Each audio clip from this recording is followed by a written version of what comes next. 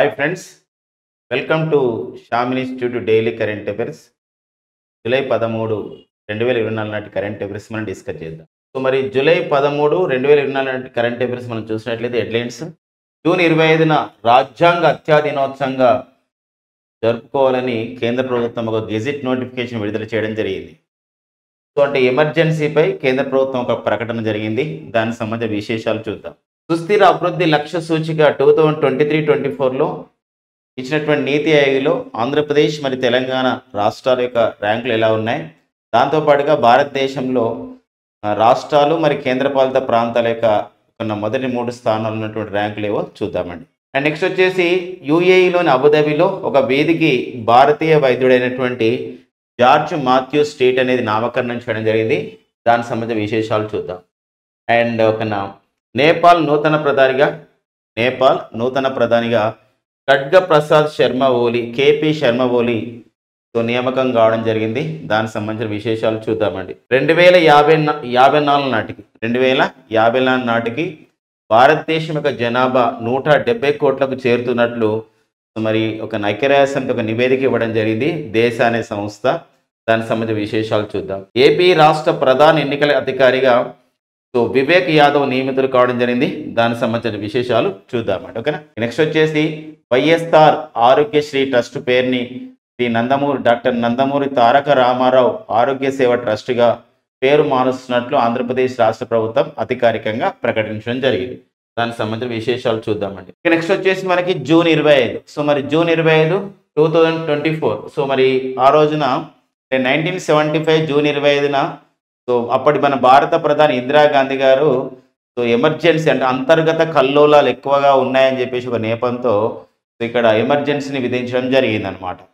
Allahabad high court ఎప్పుడైతే ఎన్నికల్లో లోకసభ ఎన్నికల్లో ఆమె పోటీ చేసినటువంటి ఏదైతే స్థానం ఉందో అక్కడి నుంచి అది ఎన్నికలు చెల్లదు, ఆమె లోకసభ సభ్యురాలుగా అనర్హులు అని చెప్పేసి ప్రకటించడం జరిగిందనమాట అలహాబాద్ హైకోర్టు. ఆ నేపథ్యంలో మరి జూన్ 25, 1975 1975 జూన్ 25న అత్యవసర పరిస్థితి ఎమర్జెన్సీని విధించడం జరిగిందనమాట. ఆ ఎమర్జెన్సీకి 2024 మరి జూన్ 25 నాటికి 50 years అవుతుంది, అంటే 50 ఏళ్ళు కావడం జరిగిందనమాట.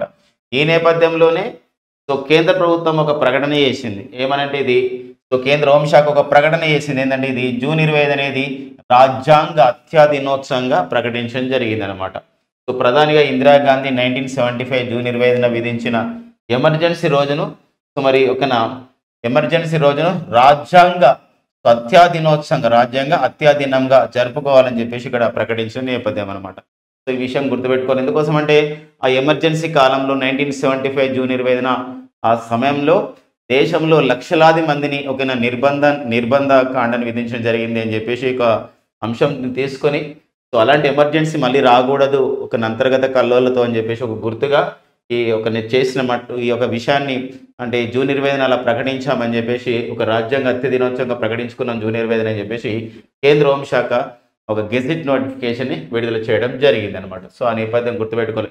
గతంలో కూడా కేంద్ర ప్రభుత్వం ఇలాంటి నిర్ణయం తీసుకుందండి. ఏంటంటే ఇక్కడ ఆగస్టు 14ని ఎలా ప్రకటించడం జరిగింది 2021లో ఆగస్టు 14 అంటే భారతదేశ వ్యాప్తంగా రోజు మనకి ఆగస్టు 14, 1947 2 దేశాలు ఏర్పడడం, భారత్ అండ్ పాకిస్తాన్ అనేది ఏర్పడే నేపథ్యం భారతదేశం నుండి. అలాంటి నేపథ్యంలో మరి చాలా దాడులు జరిగినాయి అనమాట. ఆ నేపథ్యంలో ఇది ఆగస్టు 14ని భారత ప్రభుత్వం ఎలా ప్రకటించిందంటే విభజన గాయాల స్మారక దినోత్సవంగా ప్రకటించడం జరిగింది. ఇక్కడ ఏంటంటే పార్టీషన్ హర్రర్స్ రిమెంబరెన్స్ డేగా ప్రకటించడం జరిగింది భారత ప్రభుత్వం. ఇలాంటి నేపథ్యం అన్నమాట ఆగస్టు 14న. అంతేకాకుండా గతంలో చూసినట్లయితే జనవరి 23 దేశ్ ప్రేమ్ దివస్గా జరుపుకునే వాళ్ళం. నేతాజీ సుభాష్ చంద్రబోస్ జయంతిని దేశ్ ప్రేమ్ దివస్గా జరుపుకునే వాళ్ళం. ఆ దినోత్సవాన్ని జాతీయ పరాక్రమ దినోత్సవంగా, నేషనల్ డైనమిజం డేగా, జాతీయ పరాక్రమ దినోత్సవంగా జరుపుకోవడం జరిగింది. జాతీయ పరాక్రమ దినోత్సవం, నేషనల్ డైనమిజం డేగా ఎవరి యొక్క దినోత్సవాన్ని ఆ విధంగా జరుపుకుంటున్నామని చెప్పేసి అంటే ఇది సో నేతాజీ సుభాష్ చంద్రబోస్ ఇలా మనకి ప్రకటించడం జరిగింది అనమాట. ఇలా మనకి దినోత్సవాలపైన అడిగే అవకాశం ఉంది. ఏ మంత్రిత్వ శాఖ ఈ దినోత్సవాలను ప్రకటించింది? జాతీయ రాజ్యాంగ హత్య దినోత్సవంగా జూన్ 25 అంటే కేంద్ర హోంశాఖ ప్రకటించడం జరిగింది అనమాట. ఓకేనండి. కేంద్ర హోంశాఖ మంత్రి వచ్చేసి ఎవరండి మనకి? కేంద్ర హోంశాఖ అండ్ సహకార శాఖ మంత్రిగా పనిచేసిన వారు వచ్చేసి మనకి అమిత్ షా. ఓకే, నెక్స్ట్ చూద్దాం. సుస్థిర అభివృద్ధి లక్ష్య సూచిక 2023-24. సో ఈ నివేదికను విడుదల చేయడం జరిగింది నీతి ఆయోగ్. సో మరి నీతి ఆయోగ్ చీఫ్ ఎగ్జిక్యూటివ్ ఆఫీసర్ అయినటువంటి బమ్మిడిపాటి వెంకట రామసుబ్రహ్మణ్యం అండి, బీవీఆర్ సుబ్రహ్మణ్యం గారు ఈ నివేదికను విడుదల చేయడం జరిగింది. సో మరి బీవీఆర్ సుబ్రహ్మణ్యం విడుదల చేసిన ఈ నివేదిక అనేది ఏంటంటే ఇక్కడ ఏదైతే మనకు సస్టైనబుల్ డెవలప్మెంట్ గోల్స్ ఉన్నాయి, సుస్థిరాభివృద్ధి లక్ష్యాల సాధన ఉంటుంది. ఆ సుస్థిరాభివృద్ధి లక్ష్యాలు ఏవైతే ఉన్నాయో సుస్థిరాభివృద్ధి లక్ష్యాలని సాధించే క్రమంలో సో ఏ రాష్ట్రాలు ఎలా ఉన్నాయి, ఒక 100 మార్కుల స్కోర్కి ఎంత సాధిస్తున్నాయి, ఇలాంటి విషయాలు మొత్తం కూడా ఇందులో ఉంటాయి అన్నమాట. మరి 2018 నుండి సస్టైనబుల్ డెవలప్మెంట్ గోల్స్ని ఆ విధంగా సూచిని విడుదల చేస్తూ ఉంది. మరి మన నీతి ఆయోగ్ సంస్థ యుఎన్డిపి సహకారంతో, అంటే యునైటెడ్ నేషన్స్ డెవలప్మెంట్ ప్రోగ్రామ్ అని చెప్పేసి అంటాం. యునైటెడ్ నేషన్స్ డెవలప్మెంట్ ప్రోగ్రామ్ సహాయంతో సో నీతి ఆయోగ్ విడుదల చేస్తుంది సుస్థిరాభివృద్ధి లక్ష్య సూచిక మన భారతదేశంలో. సో ఇప్పుడు విడుదల చేసినటువంటి సూచిక అనేది 2023-24 సంవత్సరానికి సంబంధించింది అనమాట. మరి 2023-24 ఆర్థిక సంవత్సరంలో నీతి ఆయోగ్ విడుదల చేసినటువంటి సూచీలో ఎలా ఉందో చూద్దాం.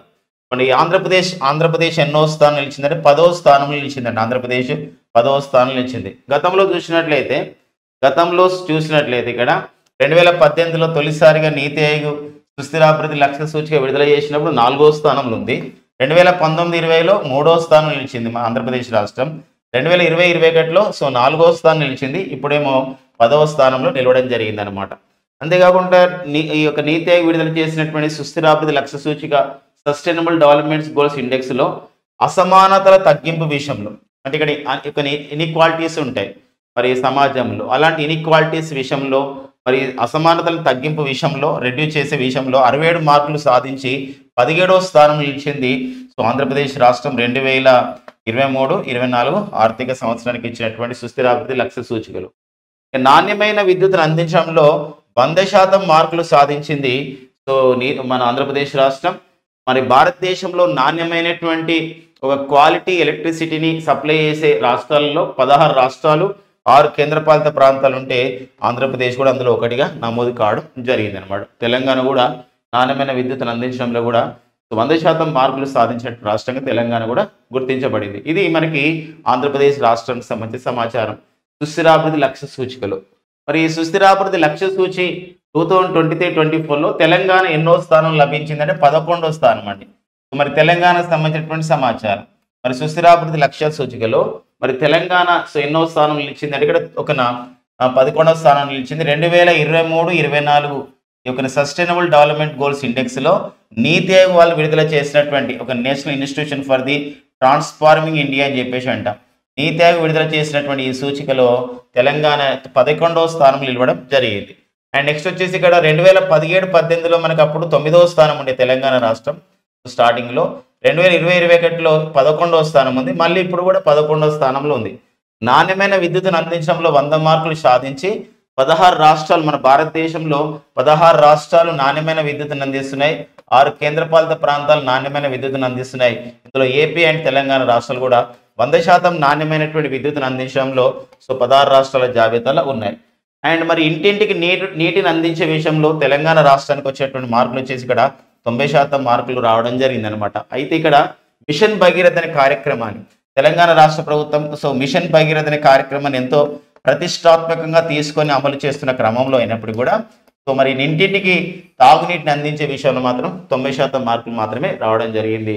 సో కేంద్ర ప్రభుత్వం కూడా ఇంటింటికి నీరు అందించే విషయంలో 2019లో ఒక కార్యక్రమాన్ని ప్రారంభించింది. జల్ జీవన్ అభియాన్ అని చెప్పేసి అంటామండి. జల్ జీవన్ అభియాన్. ఈ జల్ జీవన్ అభియాన్ అనేది ఒక లక్ష్యం పెట్టుకుంది. ఏంటా లక్ష్యం అంటే 2024 సంవత్సరం నాటికి భారతదేశంలో గ్రామీణ ప్రాంతాల్లో ప్రతి ఇంటికి కూడా తాగునీటి సౌకర్యం అందించడం లక్ష్యం 2024. సో ఆ క్రమంలోనే ఇలా ఒక ఇంటింటికి నీరు అందించే క్రమంలో వివిధ రాష్ట్రాలు కొన్ని రాష్ట్రాల్లో హర్ ఘర్ జల్ అనే కార్యక్రమం ద్వారా ఇంటింటికి నీరు అందిస్తున్నారు. తెలంగాణలో అయితే మిషన్ భగీరథ ద్వారా అనమాట. సో ఇది కొన్ని ఇంపార్టెంట్ చూసుకుంటాం. మరి భారతదేశంలో సుస్థిరాభివృద్ధి సూచి 2023-24 అమల్లో సో అంటే ఆ సుస్థిరాభివృద్ధి లక్ష్యాలని చేరే క్రమంలో మొదటి మూడు స్థానాల్లో ఉన్నటువంటి సో రాష్ట్రం ఏది అండ్ చివరి స్థానం ఉన్న రాష్ట్రం ఏది మనం తెలుసుకోవాల్సిన అవసరం ఉంటుంది. కేంద్రపాలిత ప్రాంతాల్లో కూడా మరి ఒక సుస్థిరాభివృద్ధి లక్ష్యాలను చేరే విషయంలో 2023-24లో మొదటి మూడు స్థానాల్లో ఉన్నటువంటి రాష్ట్రాలు ఏవి, చివరి స్థానంలో ఉన్నటువంటి కేంద్రపాలిత ప్రాంతం మీద చూద్దాం. ఇక్కడ చూసినట్లయితే సుస్థిరాభివృద్ధి లక్ష్యాలని చేరే క్రమంలో 2023-24లో సో ఉత్తరాఖండ్ రాష్ట్రం మొదటి స్థానం నిలిచింది. మరి ఉత్తరాఖండ్ రాష్ట్రం అంటే కేరళ రాష్ట్రం రెండవ స్థానం నిలిచింది, తమిళనాడు రాష్ట్రం మూడో స్థానం నిలిచింది. మరి చివరి స్థానం ఏది? సో ఈ యొక్క సస్టైనబుల్ డెవలప్మెంట్ గోల్స్ రీచ్ అయ్యే క్రమంలో మరి సస్టైనబుల్ డెవలప్మెంట్ గోల్స్ లో మనకి 17 సుస్థిరాభివృద్ధి లక్ష్యాలు ఉంటాయి. ఆ చేరే క్రమంలో మరి నో పావర్టీ అంటే పేదరికం లేని సమాజం, ఆకలి లేని సమాజం, నాణ్యమైన విద్య, సో ఇలా మొత్తం కూడా ఇలాంటి సంబంధించిన సుస్థిరాభివృద్ధి లక్ష్యాలను చేరే క్రమంలో మరి చివరి స్థానంలో నిలిచిన రాష్ట్రం వచ్చేసి బీహార్ రాష్ట్రం. అదే సుస్థిరాభివృద్ధి లక్ష్య సూచి 2023-24లో మరి చండీగఢ్ అంటే కేంద్రపాలిత ప్రాంతాల విషయంలో చూసినట్లయితే కేంద్రపాలిత ప్రాంతాల విషయంలో చూసినట్లయితే ఇక్కడ సో చండీగఢ్, జమ్మూ కాశ్మీర్, పుదుచ్చేరి మొదటి మూడు స్థానాలు నిలిచాయి. చండీగఢ్ మొదటి స్థానం, జమ్మూ కాశ్మీర్ రెండవ స్థానం, పుదుచ్చేరి మూడో స్థానం ఉండగా లడఖ్ చివరి స్థానంలో ఉంది. ఇక్కడ చివరి స్థానంలో ఉంది. సో ఈ నేపథ్యాన్ని కూడా గమనించాలి, గుర్తుపెట్టుకోవాల్సిన అవసరం ఉంది. ఖచ్చితంగా కాంపిటేటివ్ ఎగ్జామ్లలో ఈ పాయింట్ మనకి ఇంపార్టెంట్. సుస్థిరాభివృద్ధి లక్ష్య సూచికి 2023-24లో రాష్ట్రాల జాబితాలో మొదటి మూడు స్థానాలు ఏమున్నాయి, చివరి స్థానం ఏముంది రాష్ట్రం. సుస్థిరాభివృద్ధి లక్ష్యాల సూచి 2023-24లో సో మరి రాష్ట్రాల జాబితాలో మొదటి మూడు స్థానాలు, చివరి స్థానం తెలుసుకున్నప్పుడు అదేవిధంగా కేంద్రపాలిత ప్రాంతాలు మూడు స్థానాలు, చివరి స్థానం అండ్ ఏపీ తెలంగాణ స్థానాలపైన కూడా మనం డిస్కస్ చేసుకోవడం జరిగింది. ఎవరు విడుదల చేశారంటే నీతి ఆయోగ్ వాళ్ళు విడుదల చేశారు. నీతి ఆయోగ్కి ప్రజెంట్ చైర్మన్ అంటే 2015 జనవరి 1న నీతి ఆయోగ్ అనేది ఏర్పాటు చేయబడింది. 2015 జనవరి 1న నీతి ఆయోగ్ ఏర్పాటు చేయబడింది. మరి నీతి ఆయోగ్ ఏర్పాటు చేసినప్పటి నుంచి కూడా చైర్మన్గా ఎక్స్ అఫీషియల్ చైర్మన్గా పనిచేస్తున్నారు సో నరేంద్ర మోడీ గారు. అండ్ నీతి ఆయోగ్కి తొలి డిప్యూటీ చైర్మన్గా తొలి ఉపాధ్యక్షుడిగా పనిచేసిన వారు అరవింద పనగారియా. ప్రజెంట్ మరి నీతి ఆయోగ్కి ఉపాధ్యక్షుడిగా పనిచేసిన వారు వచ్చేసి సుమన్ కే బెర్రీ అనేవారు నీతి ఆయోగ్ ఉపాధ్యక్షుడిగా పనిచేస్తున్నారు. ప్రజెంట్ మరి నీతి ఆయోగ్కి ఉపాధ్యక్షుడిగా పనిచేసిన తొలి వ్యక్తి అరవింద పనగారియా. ప్రజెంట్ మనకు 16వ ఆర్థిక సంఘానికి చైర్మన్గా పనిచేస్తున్నాడు. 16th ఫినాన్స్ కమిషన్ 16వ ఆర్థిక సంఘానికి చైర్మన్గా పనిచేస్తున్నారు అరవింద పనగారియా. సో ఆ పాయింట్ కూడా గుర్తుపెట్టుకోవాల్సిన అవసరం ఉంటుందండి. ఓకే, నెక్స్ట్ కరెంట్ అఫైర్ చూద్దాం. సో మరి అబుదాబిలో అంటే యుఏఈ యునైటెడ్ అరబ్ ఎమిరేట్స్ అని చెప్పేసి అంటున్నాం. యుఏఈలో అబుదాబిలో ఒక వీధికి భారతీయ వైద్యుడి యొక్క పేరు పెట్టడం జరిగింది. అంటే కేరళలో జన్మించడం జరిగింది వారు. సో కేరళకి చెందినటువంటి వారు. సో మరి వైద్య రంగంలో విశేషమైన కృషి చేయడం జరిగింది యుఏఈ సంబంధించినటువంటి దేశంలో. యుఏఈ దార్శనికుల గౌరవార్థం స్మారక వీధులకు ప్రాజెక్ట్ అని ఒకటి ఉంది. అంటే ఎవరైతే యుఏఈ అభివృద్ధికి పాటుపడతారో, యుఏఈకి వచ్చి ఆ విధంగా వివిధ రంగాల్లో స్థిరపడి ఆ దేశ అభివృద్ధికి పాటుపడతారో, దేశ వివిధ మౌలిక సదుపాయాల కల్పన కానివ్వండి, వైద్య ఆరోగ్య విషయంలో కృషి చేస్తారో, అలా ఏంటంటే ఆ సంబంధించినటువంటి వ్యక్తులకి గౌరవార్థం ఏం చేస్తారంటే ఈ ఒక వీధులకు అట్లా పేర్లు పెడతా ఉంటారు. ఇప్పుడు అబుదాబిలో యుఏఈలోని అబుదాబిలో ఒక వీధికి ఏం చేశారంటే జార్జ్ మాథ్యూ స్ట్రీట్గా పెట్టడం జరిగింది. ఈ జార్జ్ మాథ్యూ అనేవారు ఒక పేరున్నటువంటి వైద్యుడు. మరి 60 సంవత్సరాలు పైబడినటువంటి వైద్యుడు మన భారతదేశంలో కేరళకు చెందినవారు. సో యుఏఈలో స్థిరపడి అక్కడ వైద్య రంగంలో సో యుఏఈ అభివృద్ధికి పాటుపడుతున్నాడు అనమాట. అంటే దేశంలో ఆరోగ్య రంగానికి ఆయన అందించినటువంటి సేవలకు గుర్తింపుగా యుఏఈ ప్రభుత్వం ఈ నిర్ణయం తీసుకున్నట్లు సో యుఏఈ మనకు ప్రకటించడం జరిగింది. యునైటెడ్ అరబ్ ఎమిరేట్స్ అండి, very very important. George Mathew స్ట్రీట్తో భారతీయ వైద్యుడి పేరుతో ఇటీవల కాలంలో ఈ క్రింది ఏ దేశంలో ఒక వీధికి పేరు పెట్టడం జరిగిందంటే యుఏఈ. యుఏఈలోని ఏ నగరంలో పేరు పెట్టడం జరిగిందంటే అబుదాబి అనేది అబుదాబిలో పేరు పెట్టడం జరిగింది అనమాట. ఈ పాయింట్ మనం గుర్తుపెట్టుకోవాల్సిన అవసరం ఉంది. ఇటీవల కాలంలో యుఏఈలోని మరి ఒక యుఏఈలో అబుదాబి ప్రాంతంలో ఒక పెద్ద అంటే ఒక హిందూ దేవాలయాన్ని కూడా నిర్మించడం జరిగింది. ఒక 27 ఎకరాల్లో బచోపన సన అక్షర పురుషోత్తం స్వామి నారాయణ ఆలయం అని చెప్పేసి అంటే BAPS అంటే ఒక ఆలయం అనమాట. ఇది హిందూ దేవాలయం. బచోపన సన అక్షర పురుషోత్తం స్వామి నారాయణ ఆలయం. మరొకసారి చెప్తున్నాను చూడండి, బచోపన సన అక్షర పురుషోత్తం స్వామి నారాయణ ఆలయం ఎక్కడ కలదు, ఇటీవల ఎక్కడ ఏర్పాటు చేశారంటే యుఏఈలో ఏర్పాటు చేయడం జరిగింది. యుఏఈ గురించి చెప్పినట్లయితే ఇక్కడ దుబాయ్. మరి దుబాయ్ ప్రపంచంలో తొలిసారిగా ఒక ఆర్టిఫిషియల్ ఇంటెలిజెన్స్తో ఒక ఏర్పాటు చేసినటువంటి ఫ్యూచర్ మ్యూజియం అనేది ఎక్కడ కలదు అని చెప్పేసి అంటే అది సో ఎక్కడ ఎక్కడ ఏర్పాటు చేశారంటే యుఏఈలో ఏర్పాటు చేయడం జరిగింది.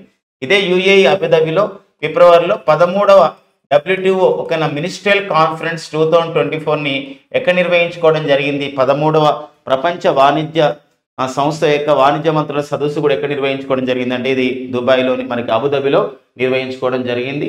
సో ఆ నేపథ్యం కూడా ఇంపార్టెన్స్గా చూసుకోవాల్సిన అవసరం ఉంది. మరి కొన్ని కరెంట్ అఫైర్స్ చూద్దాం.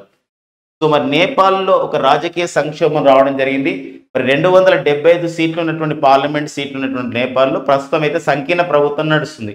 ఆ సంకీర్ణ ప్రభుత్వానికి మద్దతు ఉపసంహరించిన నేపథ్యంలో ఈ సంకీర్ణ ప్రభుత్వానికి నేతృత్వం వహిస్తున్నటువంటి ప్రచండ రాజీనామా చేయడం జరిగింది. అంటే communist party of the Nepal Maoist centre అధినేత ప్రచండ నేతృత్వంలో సంకీర్ణ ప్రభుత్వం అనేది కుప్పకూడడం జరిగింది అనమాట. ప్రచండ అని చెప్పేసి అంటారండి దీన్ని, ప్రచండ. మరి ఈ నేపథ్యంలో ఇప్పుడు కొత్త సంకీర్ణ ప్రభుత్వం వస్తుంది ఇక్కడ నేపాల్లో. దానికి ప్రధానిగా ఎవరు ఉంటున్నారంటే ఇక్కడ ఖడ్గ ప్రసాద్ శర్మ ఓలి, కేపీ శర్మ ఓలిని సో నియమించడం జరిగింది. వీరు 18 నెలలు, పూర్తి కాలం కాకుండా 18 నెలలు మాత్రం ఉంటారు. ఈ సంకీర్ణ ప్రభుత్వంలో మరో నేత అయినటువంటి షేర్ బహదూర్ దేవ్బా మరో 18 నెలలు ఇలా అధికారాన్ని పంచుకోబోతున్నారు అనమాట. ఇది మరి నేపాల్ సంబంధించినటువంటి అంశం. నేపాల్కి ఒక ప్రచండ ఇప్పుడు ప్రధానమంత్రిగా తను రాజీనామా చేయడం జరిగింది. సో ప్రచండ అసలు పేరు వచ్చేసి తనకు అసలు పేరు పుష్ప కమల్ దాహల్ అండి, పుష్ప కమల్ దాహల్ అసలు పేరు. సో ప్రచండ్ అనేది ఒక మనకి మారు పేరు. సో అసలు పేరు వచ్చేసి ప్రచండ్, అసలు పేరు వచ్చేసి అసలు పేరు పుష్ప కమల్ దాహ. ఇతను ఇప్పుడు పదవి ఒక రిటైర్ అంటే దీని పదవి కోల్పోవడం జరిగింది సంకీర్ణ ప్రభుత్వంలో. ఏ పార్టీకి చెందిన వారు ఇంపార్టెంట్. మరి ప్రజెంట్ నేపాల్లో ఉన్నటువంటి సంకీర్ణ ప్రభుత్వం ఏదంటే communist party of the Nepal unified Marxist Leninist అనే పార్టీ సో ఇది అధికారంలో ఉంది. దాంతోపాటుగా నేపాల్ కాంగ్రెస్, ఈ రెండు పార్టీలు ఇక్కడ ఏమైందంటే ఇక్కడ సంకీర్ణ ప్రభుత్వాన్ని ఏర్పాటు చేస్తున్నాయి.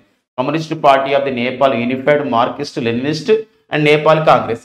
Communist party of the Nepal unified Marxist Leninist కు నాయకత్వం వహించిన వారు కేపీ శర్మ ఓలి అండ్ నేపాల్ కాంగ్రెస్ కు నాయకత్వం వహించిన వారు షేర్ బహదూర్ దేవ్బా. సో మొదటి 18 నెలలు ఖడ్గ ప్రసాద్ శర్మ ఓలి ప్రధానిగా ఉంటారు.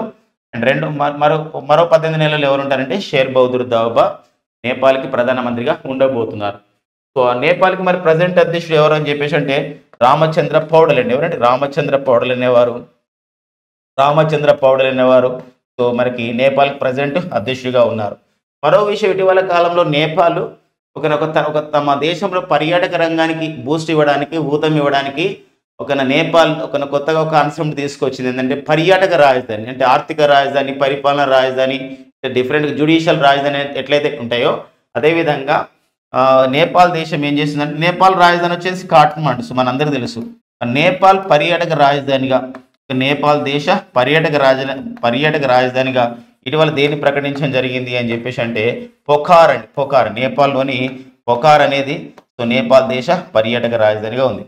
అంతేకాకుండా నేపాల్ ఇటీవల కాలంలో నేపాల్ మన భారతదేశం చెందినటువంటి, మన ఉత్తరాఖండ్ చెందినటువంటి లిపులేక్, కాలాపాని, లిపులేక్ అండ్ కాలాపాని, లిపులేక్ కాలాపాని లింపియాద్ర, ఈ 3 ప్రాంతాలు మన భారతదేశం చెందినప్పటికి కూడా సుగౌలి ఒప్పందం 1816 ప్రకారం ఈ 3 ప్రాంతాలు మన భారతదేశానికి చెందినప్పటికి కూడా నేపాల్ ఇటీవల కాలంలో ఈ 3 ప్రాంతాలతో ఒక 100 నేపాలీ రూపాయల కరెన్సీ పైన సో ముద్రించడం జరిగింది. ఇది ఒక వివాదాస్పదం కావడం జరిగింది అనమాట. ఈ నేపథ్యాన్ని కూడా చూసుకోవాలి. నెక్స్ట్ వచ్చేసి మనకి ఒక department of the economic social ఏజెన్సీగా ఉన్నటువంటి సంస్థ దేశ సంస్థ. మరి ఇది ఐక్యరాజ్య సమితిలో ఉన్నటువంటి అనుబంధ సంస్థగా ఉంది, దేశ సంస్థ. మరి ఇది ఒక సంబంధించినటువంటి ఆర్థిక సామాజిక విభాగాన్ని చెప్పుకోవచ్చు ఐక్యరాజ్య సమితిలో, దేశ విభాగం. మరి 2054 నాటికి భారతదేశ జనాభా 170 కోట్లకు చేరుతుందని చెప్పడం జరిగింది. సో జూలై 11 మనందరికీ తెలుసు ఫ్రెండ్స్, ఇక్కడ జూలై 11 2024 మనం ప్రపంచ జనాభా దినోత్సవం జరుపుకున్నాం. ఈ సందర్భంగా ఐక్యరాజ్య సమితి ఒక నివేదిక ఇచ్చిందనమాట. వరల్డ్ పాపులేషన్ ప్రాస్పెక్ట్స్ 2024తో నివేదిక ఇచ్చింది. దీని ప్రకారం సో సమాచారం చూద్దామండి. ప్రపంచ జనాభా పెరుగుదల ఎలా ఉంది అని చూసినట్లయితే 2024 నాటికి ప్రపంచ జనాభా 820 కోట్లు అండి. 2024 నాటికి ప్రపంచ జనాభా 820 కోట్లకు చేరింది. సో 2080 నాటికి ప్రపంచ జనాభా 1030 కోట్లకు చేరుతుందని ఒక ప్రొజెక్షన్ చేయడం జరిగింది, అంచనా వేశారు. సో మరొక విషయం గమనించినట్లయితే 2100 సంవత్సరం నాటికి ప్రపంచ జనాభా 1020 కోట్లు, ఇది 1030 కోట్లు, ఇక్కడ 1020 కోట్లు అండి. 2080 నాటికి 1030 కోట్లు అయితే 2100 నాటికి 1020 కోట్లకు చేరుతుందని ఒక అంచనా, అంటే తగ్గిందండి, ఇలాంటి తగ్గింది. అదేవిధంగా మరి భారతదేశ జనాభా ఎలా ఉంది చూడండి, 2024 నాటికి ఇప్పుడు 145 కోట్లు ఉంది. కొన్ని వాటిల్లో 144.17 కోట్లుగా ఉంది. బట్ ఇక్కడ ఏంది ఐక్యరాజ్య సమితి ఇచ్చిన నివేదిక అయితే 2024 నాటికి మన భారతదేశ జనాభా ఇంత అయింది. 2054 నాటికి 170 కోట్లకు చేరిందని ఒక అంచనా వేయడం జరుగుతుంది అన్నమాట మన భారతదేశ జనాభా. సో ఇలాంటి నేపథ్యం. మరి అదే చైనా జనాభాను చూసుకున్నట్లయితే చైనా జనాభా భారీగా తగ్గుతుంది అనమాట. 2024లో 141 కోట్లు ఉంది. 2054 నాటికి ఏమైంది, 121 కోట్లకు చేరింది అంచనా వేసినారు. 2100 సంవత్సరం నాటికి 69.3 కోట్లకు అంటే 69.3 కోట్లు తగ్గింది అంచనా. చూడండి, అంటే చూడండి 2054 నుంచి 2100 నాటికి అంటే సుమారు 46 సంవత్సరాల్లో చైనా జనాభా సగానికి తగ్గుతుంది అనమాట. మరి ఇలాంటి నేపథ్యం చూడండి. ఇక్కడ ఇంకొక విషయం ఏంటంటే ఇక్కడ సో మరి ఓకేనా, అమెరికా జనాభా కూడా తగ్గుతుంది. అమెరికా జనాభా ప్రపంచంలో ఇప్పుడు ఎక్కువ జనాభా గల దేశాల్లో మనం చూసినట్లయితే భారత్ మొదటి స్థానం ఉంది, చైనా రెండో స్థానం ఉంది, మూడో స్థానం వచ్చేసి మనకి ఓకేనా అమెరికా మూడో స్థానం ఉంది. సో ఇండోనేషియా నాలుగో స్థానం అండ్ బ్రెజిల్ ఐదో స్థానం ఉంది. బట్ వెరీ సూన్ ఏమవుతుందంటే సో ఇక్కడ 2054 అంటే 2054లో పాకిస్తాన్ జనాభా 38.9 కోట్లకు చేరగా అమెరికా జనాభా 34.5 కోట్లకు చేరుతుంది. అంటే అర్థమైంది, ప్రపంచ జనాభాలో మూడో స్థానం గల దేశంగా ఈరోజు సో మరి పాకిస్తాన్ మారబోతుంది 2054 నాటికి చెప్పొచ్చు. ఇట్లా జనాభా తగ్గడానికి గల కారణం ఏంది అంటే ప్రపంచ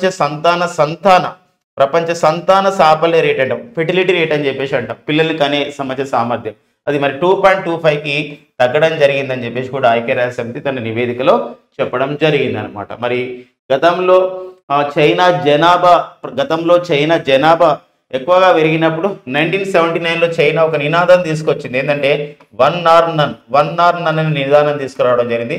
తర్వాత క్రమంలో మరి చైనా పిల్లల్ని ఆ విధంగా జనాభాని పెంచే క్రమంలో 2015 అండ్ 16 నుండి అయితే పర్మిట్ 2 చిల్డ్రన్ పాలసీని, ఇటీవల కాలంలో పర్మిట్ 3 చిల్డ్రన్, ముగ్గురు పిల్లలు కూడా కనవచ్చు అని చెప్పేసి ఒక పాలసీని కూడా తీసుకురావడం జరిగింది చైనా అనమాట. ఇది మనకి 2054 నాటికి భారత్ జనాభా 170 కోట్లకు చేరిన అంశం పైన ఉన్నటువంటి సమాచారం అండి. ఓకేనా, నెక్స్ట్ కరెంట్ అఫైర్ చూద్దాం. సో ఆంధ్రప్రదేశ్ రాష్ట్ర ప్రధాన ఎన్నికల అధికారి, సో ఇది చీఫ్ సిఇఓ అని చెప్పేసి అంటాం. ఆంధ్రప్రదేశ్ రాష్ట్ర ఏపీ స్టేట్ ఎలక్షన్ కమిషన్ ఉంటుంది అండ్ మనకు ఒక ఎన్నికల సంఘం.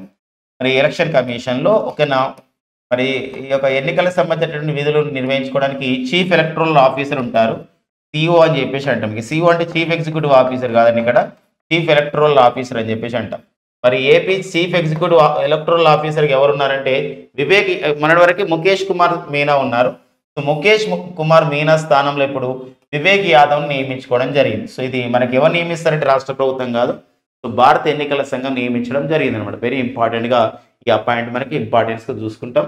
సో మరి భారత ఎన్నికల సంఘం అంటేనే ఒక రాజ్యాంగబద్ధ సంస్థ. భారత రాజ్యాంగంలోని 324 to 329 ఆర్టికల్స్ అనేది ఎన్నికల గురించి చెప్తాయి, ఎన్నికల సంఘం గురించి చెప్తాయి. మరి భారత ప్రధాన ఎన్నికల కమిషనర్గా పనిచేస్తున్న వారు ఎవరు అని చెప్పేసి అంటే రాజీవ్ కుమార్ గారు. ప్రజెంట్ మన భారత ప్రధాన ఎన్నికల కమిషనర్గా పనిచేస్తున్న వారు రాజీవ్ కుమార్ గారు.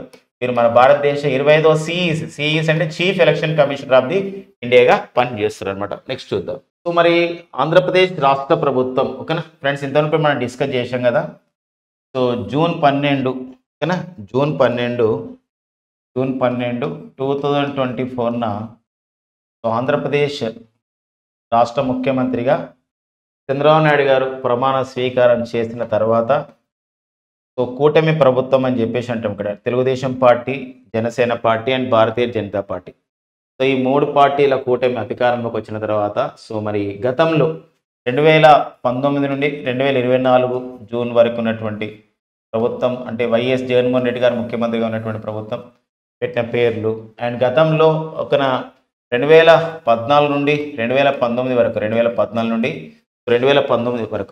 2019 వరకు ఏదైతే మనకి అప్పుడు చంద్రబాబు నాయుడు గారు ముఖ్యమంత్రిగా పనిచేసినప్పుడు ఏదైతే పేర్లు ఉన్నాయో కొన్ని మార్పు జరిగినాయి అనమాట. ఆ క్రమంలో ఇప్పుడు మళ్ళీ పాత పేర్లు పెడుతున్నారు. ఈ క్రమంలోనే డాక్టర్ వైఎస్ఆర్ ఆరోగ్యశ్రీ ట్రస్ట్ పేరుని ఆ స్థానంలో ఇప్పుడు కొత్త పేరు పెట్టడం జరిగింది. సో దాని పేరు వచ్చేసి ఇక్కడ డాక్టర్ నందమూరి తారక రామారావు వైద్య సేవ ట్రస్ట్ అండి. సో వీరికి పేరు మార్పుల విషయంలో ఆంధ్రప్రదేశ్ ప్రాంతీయ అంశాల్లో ఇంపార్టెంట్గా ఉంటుందండి. నెక్స్ట్ వచ్చేసి వింబుల్డన్ మహిళల సింగిల్స్ 2024 విశేషాలు. యాక్చువల్గా ఈ రోజునే అంటే ఈరోజు జూన్ 13 క్షమించండి జూలై 13. సో మరి జూలై 13, 2024 మనకి వింబుల్డన్లో మహిళల సింగిల్స్ టైటిల్ నిర్వహించబోతున్నారు. సో వింబుల్డన్ అనేది ఎక్కడ నిర్వహిస్తారంటే లండన్ నిర్వహిస్తారు. ప్రపంచంలో అత్యంత పురాతనమైన గ్రాండ్ స్లామ్ టోర్నమెంట్ వింబుల్డన్. ఎక్కువ ప్రైజ్ మనీ గల టోర్నమెంట్ కూడా వింబుల్డన్. గ్రాస్ కోర్టు పైన గడ్డి కోర్టు పైన జరిగే టోర్నమెంట్ కూడా గ్రాస్ కోర్టు పైన గడ్డి కోర్టు పైన జరిగే టోర్నమెంట్ కూడా వింబుల్డన్. మరి ఈసారి నీకు ఎవరు గెలిచారనేది మనకు రేపటి తెలుస్తుంది. మరి వింబుల్డన్ మహిళల సింగిల్స్ 2024 ఎవరి మధ్య నడుస్తుంది అంటే పోటీ బార్బారా గ్రెజికోవా, చెక్ రిపబ్లిక్ చెందిన బార్బారా గ్రెజికోవా అండ్ ఇటలీకి చెందినటువంటి జాస్మిన్ పౌలిన్ మధ్య జరుగుతుంది. మరి ఎవరు విన్నర్ అనేది కొన్ని గంటల్లో మనకు తెలుస్తుంది. కానీ ఒకసారి మనం దానిపైన డిస్కస్ చేసుకోవడం ద్వారా మన మైండ్లోకి వాళ్ళకి సంబంధించిన పేర్లను మనం చేసుకోవచ్చు అనమాట కాంపిటేటివ్ పాయింట్ ఆఫ్ వ్యూ. ఈ సంవత్సరం జరిగినటువంటి ఆస్ట్రేలియా ఓపెన్ ఫీమేల్ సింగిల్స్ విన్నర్గా అరీనా సబలెంకా బెలారస్ చెందిన వీరు గెలవడం జరిగింది. And French open female singles 2024గా పోలాండ్ దేశానికి చెందినటువంటి ఈగా స్వీటెక్ గెలవడం జరిగింది. అంటే ఒక సంవత్సరంలో జరిగే గ్రాండ్ స్లామ్ టోర్నమెంట్స్ మనం చూసినట్లయితే ఒక సంవత్సరంలో ఆస్ట్రేలియా ఓపెన్ జరుగుతుందండి. ఆస్ట్రేలియా ఓపెన్ మొదటిగా జరిగే grand slam tournament Australia open తర్వాత ఫ్రెంచ్ ఓపెన్ జరుగుతుంది grand slam tournament, tennis tournament. French open తర్వాత మనకి వింబుల్డన్ ఓపెన్ జరుగుతుంది. అండ్ వింబుల్డన్ ఓపెన్ తర్వాత నెక్స్ట్ వచ్చేసి ఇక్కడ జరిగేది ఏంటంటే యుఎస్ ఓపెన్. ఇలా వరుసగా ఒక సంవత్సరం జరిగే గ్రాండ్ స్లామ్ టోర్నమెంట్ అనమాట ఇవన్నీ కూడా. ఇప్పటివరకు అంటే మనకు ఆస్ట్రేలియా ఓపెన్ అయిపోయింది అండ్ ఫ్రెంచ్ ఓపెన్ అయిపోయింది. ఇప్పుడు వింబుల్డన్ జరుగుతుంది. కాబట్టి మనం ఈ వింబుల్డన్ నేర్చుకుంటున్నప్పుడు ఆస్ట్రేలియా అండ్ ఫ్రెంచ్ ఓపెన్లో ఎవరు గెలిచారు మహిళల సింగిల్స్ కూడా నేర్చుకోవడం ద్వారా మనం కొంచెం కాన్సన్ట్రేషన్ చేయగలుగుతాం.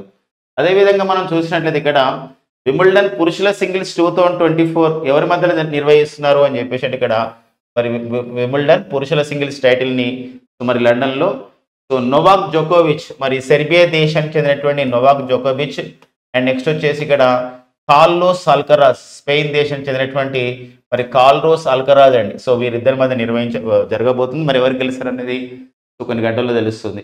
నోవాక్ జోకోవిచ్ యొక్క రికార్డు మాత్రం ఉంది. 24 గ్రాండ్ స్లామ్ టైటిల్ సాధించినటువంటి క్రీడాకారుడిగా ఎంతో పేరొందడం జరిగింది. ఈ సంవత్సరంలో జరిగిన మిగతా గ్రాండ్ స్లామ్లో చూసినట్లయితే ఆస్ట్రేలియా ఓపెన్ మేల్ సింగిల్స్ విన్నర్గా జెన్నిక్ సిన్నర్ ఇటలీ దేశానికి చెందినటువంటి జెన్నిక్ సిన్నర్ విజేతగా నిలవడం జరిగింది. అదేవిధంగా ఫ్రెంచ్ ఓపెన్ పురుషుల సింగిల్స్ టైటిల్ విన్నర్గా ఎవరు గెలవడం జరిగిందంటే కార్లోస్ అల్కరాజ్ స్పెయిన్ దేశానికి చెందినటువంటి కార్లోస్ అల్కరాజ్ గెలవడం జరిగింది. ఈసారి కూడా మళ్ళీ ఫైనల్లో మరి కార్లోస్ అల్కరాజ్ ఉన్నారు. మరి ఈ సంవత్సరం రెండవ గ్రాండ్ స్లామ్ టైటిల్ సాధిస్తారా లేదనేది మనం చూద్దామంట. ఓకేనా. సో ఇవి మనకి ఈ యొక్క వింబుల్డన్ విశేషాలు. వీటిపైన విజేతలు వచ్చిన తర్వాత డిస్కస్ చేద్దాం మరింతగా. అండ్ ఈ స్పోర్ట్స్ అని చెప్పేసి అంటాం అంటే ఆన్లైన్ గేమ్స్ అనమాట. ఈ స్పోర్ట్స్ ఇది నథింగ్ బట్ ఏంటంటే electronic games or online sports. మరి ఈ స్పోర్ట్స్ ఒలింపిక్స్ అంటే ఒలింపిక్ క్రీడలు ఎట్లయితే 4 సంవత్సరాల కోసం జరుగుతాయో అదేవిధంగా ఇప్పుడు ప్రపంచమంతా ఆన్లైన్ గేమ్స్ ఆడుతున్నారు కాబట్టి యువతను ఆ విధంగా ప్రోత్సహించే ఉద్దేశంతో ఈ స్పోర్ట్స్ని ప్రపంచ కప్ని నిర్వహిస్తుంది సౌదీ అరేబియా దేశం. ఈ సంవత్సరం ఈ స్పోర్ట్స్ ప్రపంచ కప్ని 2024లో సౌదీ అరేబియాలోని రియాద్లో నిర్వహిస్తున్నారు. ఈ క్రమంలోనే ఇంటర్నేషనల్ ఒలింపిక్ కౌన్సిల్ అంతర్జాతీయ ఒలింపిక్ సంఘం ఒక నిర్ణయం తీసుకుంటుంది ఏంటంటే సో ఈ స్పోర్ట్స్ ఒలింపిక్స్ అంటే ఎట్లయితే ఒలింపిక్ క్రీడలు నిర్వహిస్తారో అదేవిధంగా మరి ఈ స్పోర్ట్స్ ఒలింపిక్స్ని అంటే అంటే ఆన్లైన్ ద్వారా ఏదైతే గేమ్స్ ఉంటాయో అలాంటి గేమ్స్ని ఈసారి ఒక ప్రపంచ కప్ ప్రపంచ కప్ ఈ స్పోర్ట్స్ ఒలింపిక్స్ పేరుతో ఒక ప్రపంచ కప్ని నిర్వహించాలని చెప్పేసి అంతర్జాతీయ ఒలింపిక్ సంఘం సౌదీ అరేబియా దేశాల మధ్య ఒక ఒప్పందం నిర్వహించబోతున్నారు. ఈ ఒప్పందం 12 సంవత్సరాల పాటు ఉంటుంది. ఈ 12 సంవత్సరాల పాటు సౌదీ అరేబియా నిర్వహిస్తుంది అనమాట. సో ఈ విషయం గమనించాలి, వెరీ వెరీ ఇంపార్టెంట్ అనమాట. అంటే ఈ స్పోర్ట్స్ అనేది ఏదైతే ఆన్లైన్ ద్వారా గేమ్స్ ఆడతారో ఆన్లైన్ ద్వారా గేమ్స్ ఇంట్లో ఆడడం కాదు. సో ఇక్కడ మనకి ఏంటంటే ఒక పోటీ నిర్వహిస్తారు, ఆ పోటీలు ఆడే అవకాశం మనకు ఉంటుంది అనమాట. కాబట్టి ఇక్కడ ఈ స్పోర్ట్స్ ప్రపంచ కప్ 2024ని నిర్వహిస్తున్న దేశం ఏదంటే సౌదీ అరేబియా. మరి సౌదీ అరేబియా 2025 నుండి ఈ స్పోర్ట్స్ ఒలింపిక్స్ పేరుతో నిర్వహిస్తున్నారు. ఈ విషయంలో అంతర్జాతీయ ఒలింపిక్ సంఘం అధ్యక్షుడైనటువంటి థామస్ బాక్ అని చెప్పేసి అంట ఈ థామస్ బ్యాచ్ మధ్యలో అండ్ నెక్స్ట్ వచ్చేసి ఇక్కడ ఓకేనా సౌదీ అరేబియా దేశాల మధ్య ఒక ఒప్పందం జరిగింది. 2024 నుండి ఈ స్పోర్ట్స్ ఒలింపిక్స్ని సౌదీ అరేబియా నిర్వహించబోతుంది అనమాట. సో ఆ క్రమం ఇంపార్టెంట్ అండి. అంతర్జాతీయ ఒలింపిక్ సంఘం యొక్క ప్రధాన కార్యాలయం వచ్చేసి ఎక్కడ ఉందంటే స్విట్జర్లాండ్లోని లౌసాన్లో అంతర్జాతీయ ఒలింపిక్ సంఘం కార్యాలయం అనేది ఉంటుంది అనమాట. ఓకేనా, ఇవన్నీ మనకి జూలై 13, 2024 ఉన్న ముఖ్యమైన కరెంట్ అఫైర్స్ అండి. Thank you friends and all the best.